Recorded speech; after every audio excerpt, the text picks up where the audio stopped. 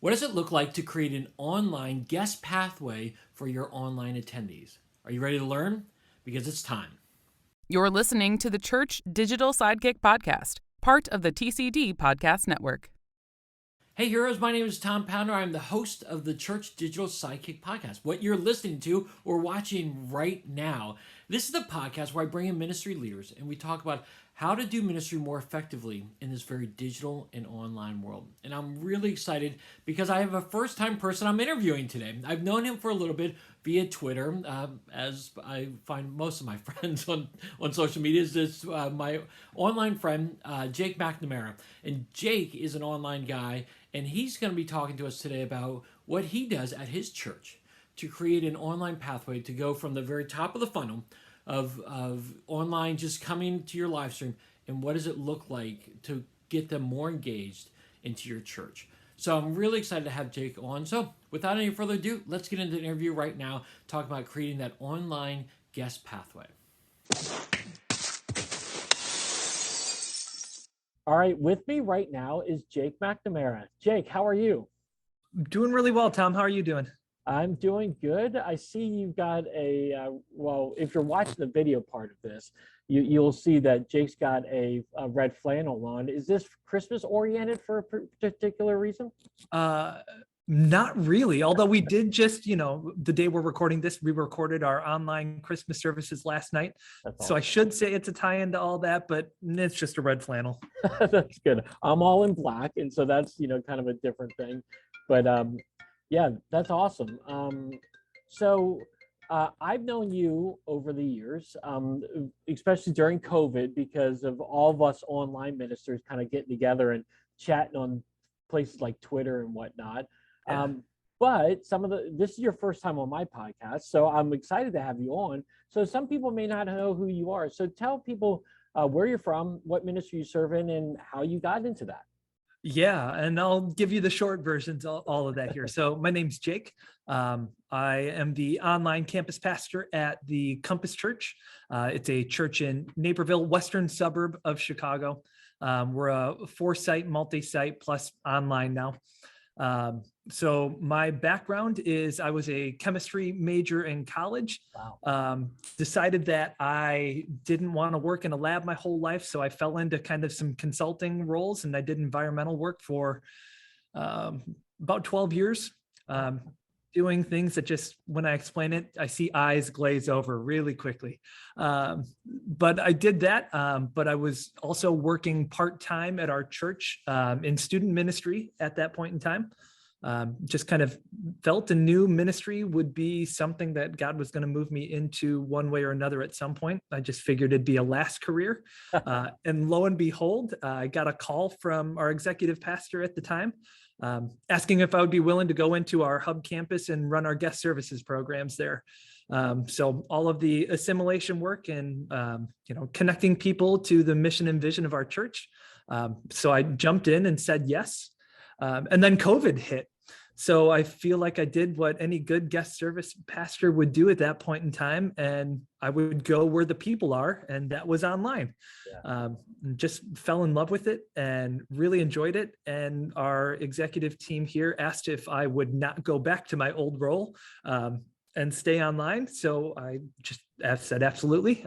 So I've been unofficially in the role since the beginning of COVID, and officially in the role probably about 14 months or so at this point.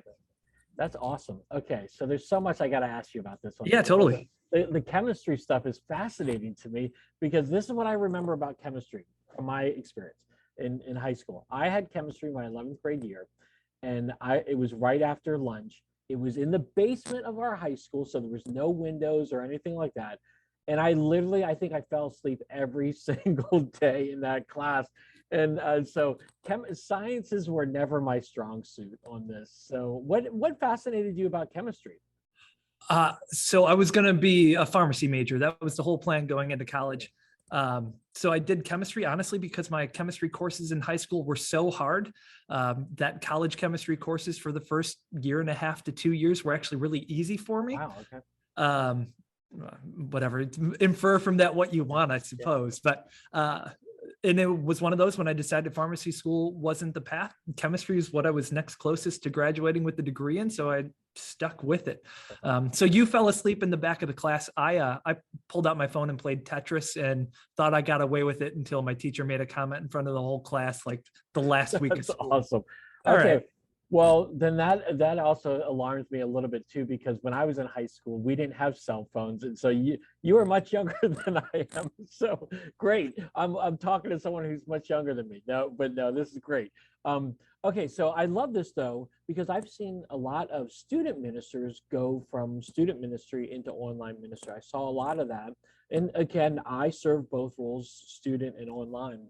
Yeah.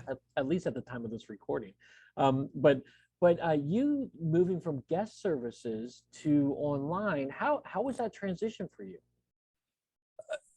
Complicated, Yeah. but honestly, really good. I think linearly a lot of times, and in processes and systems. And I think from that end, it's actually really helped trying to pull that into online, right? Like, I feel like I put my consultant hat back on in some ways to try and get to the point of how can we process as much information as we can quickly and turn it into something usable. Yeah. So organizing all of our teams and recruiting volunteers, and honestly, just the process of you know that somebody's with you now. What do you do with that? I think that's even more critical online, just because of the fleeting nature of how it can be. That moment where you first connect with somebody, what are you going to do? Yeah. Dude, that's awesome. Well, that kind of really leads us into what we're going to talk about today, because we're going to talk about this online guest pathway. And I think you are set up perfectly to talk about this because of your guest experiences, but then moving into online. So let me ask you this question as we get started. What was your online, what were you guys doing online right at COVID? Like, were you streaming your services? Were you doing that, or were you starting completely fresh? We did a ton of experimenting. So day one of COVID, we were all kind of on house orders. So everybody was recording separate parts from their homes, and we were getting somebody to patch it all together. We moved to a live stream concept for a very short amount of time, but we actually moved back to pre-record. And we're one of the few churches I feel like that have gone that route. So we are pre-recording all aspects of our service to be able to package them together, produce them in a way that fits with what people would expect to see on YouTube. It's helped keep our services a little bit shorter than you would see in person. And since we're not looking to necessarily connect somebody to a specific building, I think that's actually been a really helpful thing for at least our church specifically.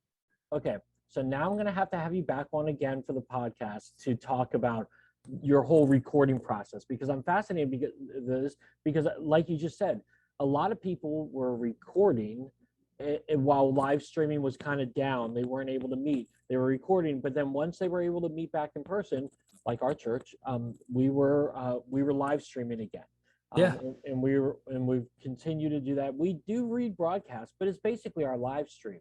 So I'm going to have you back on the podcast to talk about this, because I'm fascinated with this. This is great. And I'd love to hear the pros and the cons of what you've experienced over your times doing this.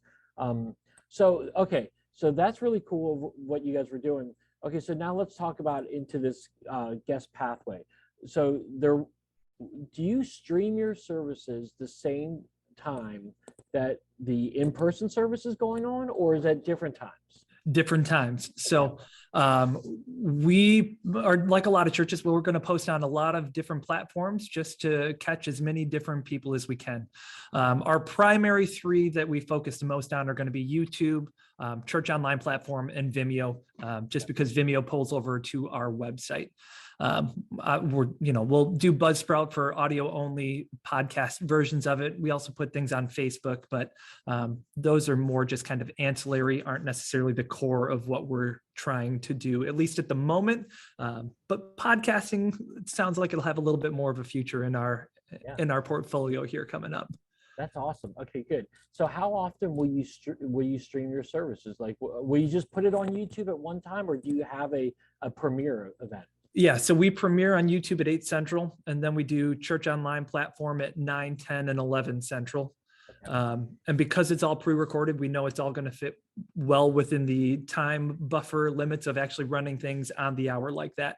And then we'll leave everything on demand after that point. So once the premiere on YouTube is done, people can access it whenever and however they'd like. Okay, and so you do not post throughout the week on Church Online? Not on Church Online. Nope. The only other things we'll do is just truncate our message down to where it's just the message only as opposed to the full service and make that a separate file, but nothing really beyond that. That's cool. Okay, good. That's really cool. Okay, so let's then talk about your Sunday experience on YouTube and then on your Church Online platform. How are you welcoming guests? Like what kind of strategic stuff are you guys doing to do that? Yeah, and honestly, I'm hoping that none of this sounds like rocket science, right? Yeah, right. Yeah. But whether by hook or by crook, we want to know that people are there. So it's the things of calling things out at the beginning of the service, having somebody intentionally on screen, talking to people specifically online. But really what we've started to try and brainstorm more outside of just interacting with people specifically during those Sunday morning time slots is how can I personally not feel like a pastor of views, but a pastor of people? So what are we doing to try and get people's contact information? So for our church, as an example, it was very intentional and strategic where we are going to ask people, whether it's your first time or 500th time, to fill out a connection card every single weekend and cast different vision for how and why, or the different things that you can do on there, like fill out a prayer request or turn that into, hey, on your connection card, tell us your favorite type of Halloween candy. The reason we do that is we just can get a little bit more information from somebody by going that route, because we can require a name and at least an email address. And once I have someone's contact information, I can follow up. The same happens on Church Online, right? If I see a username that's not familiar to me, very regularly, just send a private message to them and let them know that we're glad they're here and ask if there's anything I can pray for them about. It's not a magic bullet, but we definitely get some people to take us up on that offer, and that can start a conversation there as well. I love this idea. And so how often do you change your connection card regularly? Again, like you said, to kind of cast different visions, or do you just have different options? Like you mentioned the prayer, you mentioned the regular digital connection card. Are there other ways that you're trying to capture their information? Yeah. So that's the main one that we're going to do every week. But we've also decided as a church that we wanted to try a handful of different things. And that's where I'd encourage anybody who's an online pastor, think of the context of your church. So as an example, we did a sermon series, and like every good church, we used an acronym, right? The acronym was PEARL. It was an evangelistic strategy, modeled by Jesus, and the acronym ended up spelling out Pearl. So we said, hey, anybody joining us, if you want us to mail you a physical, tangible reminder of this sermon series to be praying for your friends, we would love to gift you a Pearl. Just go onto our website, give us your name and your address, and we will ship one out to you free of cost, and use it, however you see fit. We ran that for 3 weeks. We got 160 plus people to give us their information going that route. 30 of them were new, 18 of them were out of state. There was just a lot of really, really wonderful things by just thinking strategically of how we could tie something into what we are already doing as a church to find out who has been with us online. And it helped out a lot. Yeah, that's awesome. Okay, so you talk about how you have that physical, like that facial connection of someone welcoming everybody and whatnot. Now, do you have chat hosts in your services? I'm assuming you do. Yeah. Yes. What is that like? And how do you train them to be looking for guests and new people coming to check out your service? Being intentional. The good news is when you have a team that are at typical services at typical times, the more familiar they get to be. And you start to remember the people that are chiming in on a regular basis. If you're serving once every 2 months, it's a little harder. We set ours up to serve at a minimum of once a month, up to every other week, just kind of depending on schedule. And that's one of those, they become familiar. And then on my end, like, what can I do to best equip them? And I give some cheat sheets, some Google Docs that we'll send out. And specifically, a lot of times just on prayer requests. I feel like, at least in our church context, our chat hosts just don't know exactly how to address those with regularity. Yeah. So if I can provide them something ahead of time of, hey, somebody's dealing with financial hardship, here's a couple of verses that you can pray through with them while you're chatting with them. Yeah. And I think it's so important. And I love the Church Online platform. We use that ourselves as well.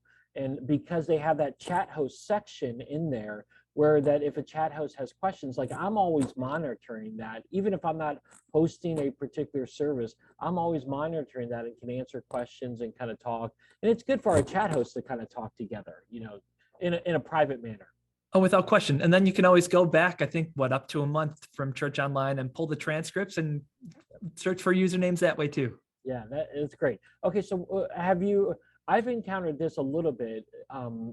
How do you deal with the people who are in your chat room but have never officially logged into your Church Online platform, and you don't capture their email address or their phone number? Is there anything that you've done to successfully do that? No. Unfortunately, right? Like last Thanksgiving, it goes back to the regular things. Like, if somebody on screen is saying, hey, everybody on chat right now, type in something you're thankful for. If you're not joining us in real time, we'll have a Facebook post on our, Compass Online Facebook group, right? Go in there and just, what are you thankful for? Chime in. Let's start a thread going. Those kind of things. So nothing out of the ordinary, unfortunately, that just, gets everybody to decide that they want to chime in for the first time. But that's where it just comes down to being consistent, right? Everybody wants the viral hit or the everybody coming at once, but there's something to be said for the slow, steady slog of building an online ministry. Yeah, that's awesome. Okay, so you've captured their information then. What's your next step in the process then? Yeah.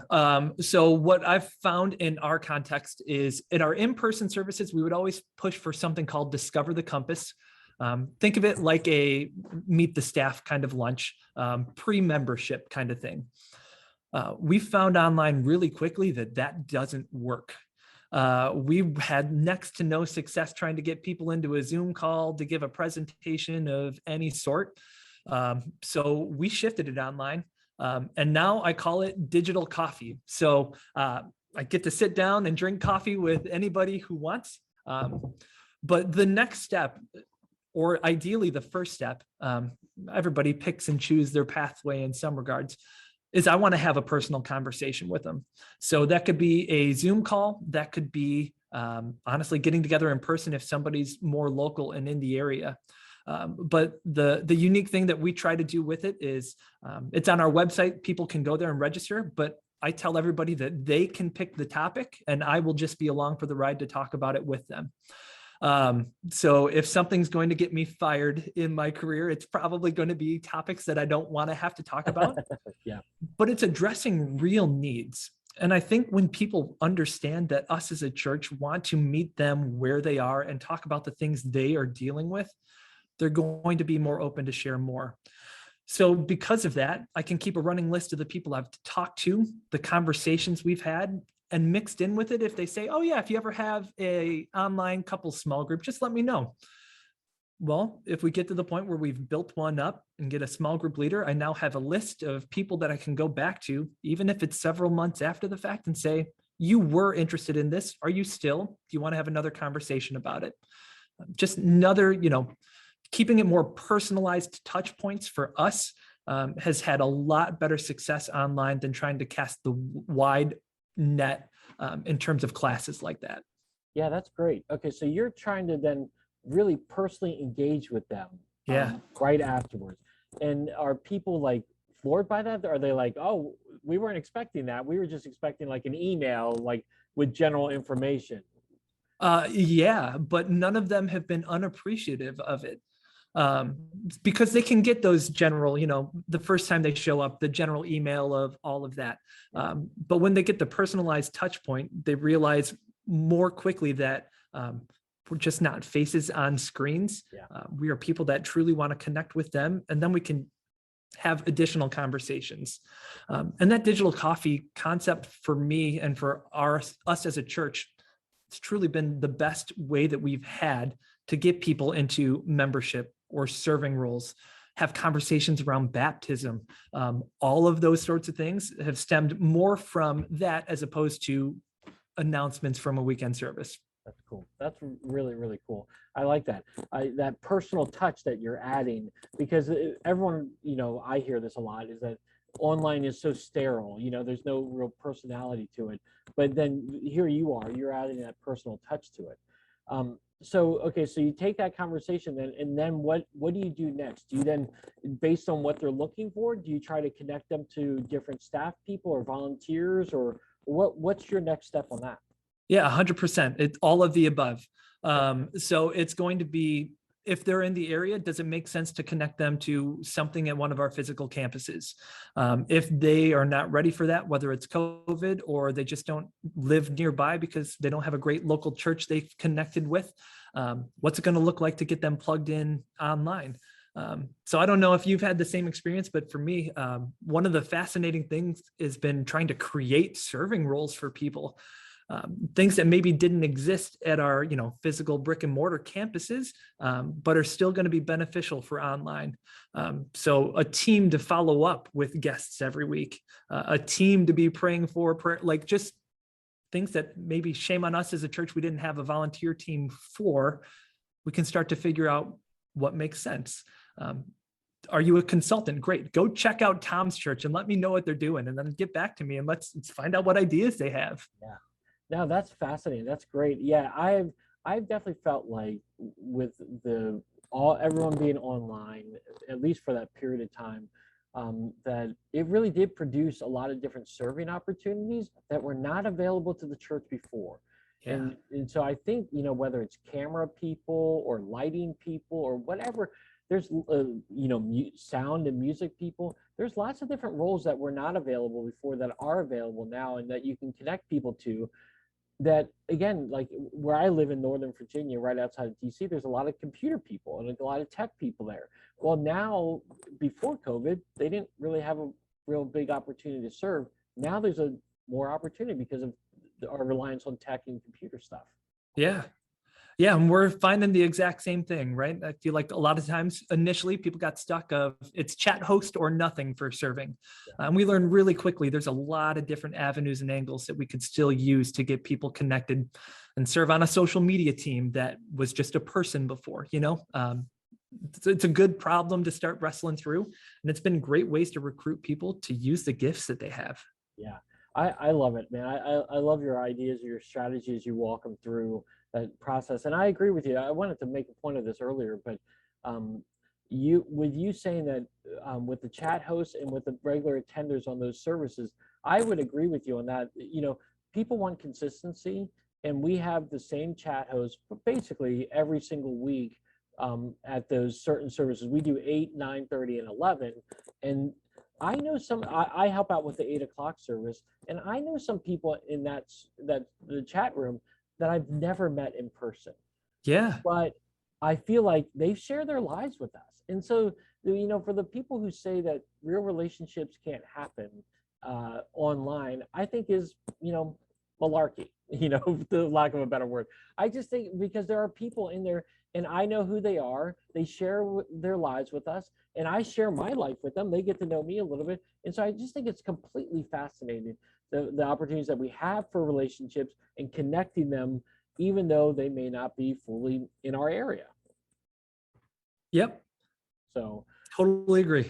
Yeah. So I think it's awesome. Okay. So as we kind of wrap up here, and any other comments you would encourage us with in regarding to an online pathway?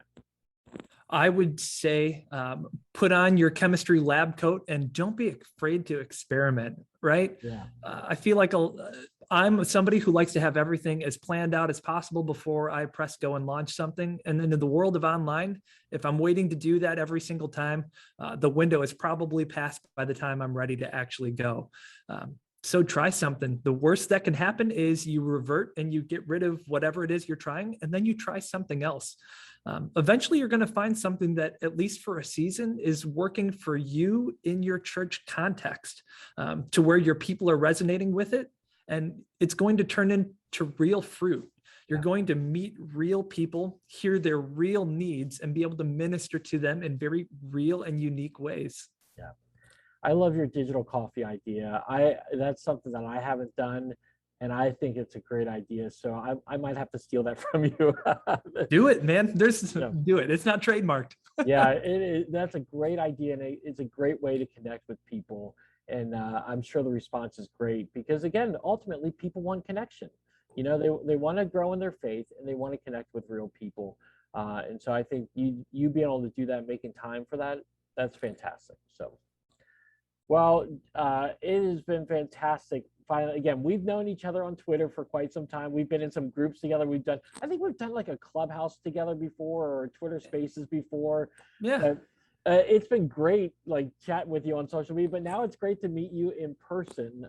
So as we kind of wrap up here, I would love other people to connect with you. So what's the best way for people to connect with you? And please say Twitter. Yeah, I mean, Twitter is where all the cool online pastors hang out, right? Yes. So honestly, Twitter and Instagram, you can find me at JakeMac84 on either of those places. I spend more time on Twitter than anywhere else. You can also connect with me on Facebook. Just look with me. I've got a Cubs hat on backwards in the profile picture, but no matter where you go, honestly, or my church website, thecompass.net, shoot me an email. Whatever method works best for you outside of like Snapchat and TikTok, because just not quite delved into that yet. I'll interact with you where you're at. Yeah, that's great. Yeah, and I'm glad you said Twitter because Twitter is the best place to be. It's a great platform, and it doesn't get nearly the love that it should get. So it's the most social of social media. Yeah, I agree. Okay, and I'll include all your links in the show notes so that people can connect with you. It's fantastic. And again, we are going to have a follow-up discussion in a podcast about what you're doing with your broadcast. So I can't wait to talk to you a little bit more about that. 100%. Let's do it. All right. Hey, man, have a great day. All right, you too. Thanks, Tom. All right, so what did you think? I mean, again, we know Jake is a little bit younger than I am, but he is doing amazing stuff with his online group, and I'm just so excited to hear from him, and I'm excited to have him back on for a future podcast. And again, if you're not following Jake, I've got all his links on the show notes, so definitely make sure you go and check out his links. He's very active on Twitter, so you'll definitely find him there. But I'd love to hear from you. What did you think of the conversation? What stood out to you? What questions do you have? Hit me up. I would love to talk to you a little bit more on Twitter at @TAPounder, or you can just simply email me, tom@theChurch.digital.com. Speaking of the Church Digital, we've got some great things happening at the Church Digital. So if you've never been to the Church Digital before, make sure you go there. It's thechurch.digital. I'll have that link in the show notes. But also I want to encourage you to be a part of the Digital Bootcamp Facebook group. This is for all ministers, not just online ministers, all ministers, as we learn digital tools and trends that are happening around the world, and we apply it into our ministry context. Stuff that you're seeing in marketing world or in social media world, in the business world, whatever it is, we're taking it and we're learning how to apply it digitally into our ministry context. So I'm really excited about that. I would love for you to be a part of that group. Again, show notes will have the links to all that stuff. All right, heroes, well, I hope you have a great rest of your day, a great rest of your week, and until next time, have a great one.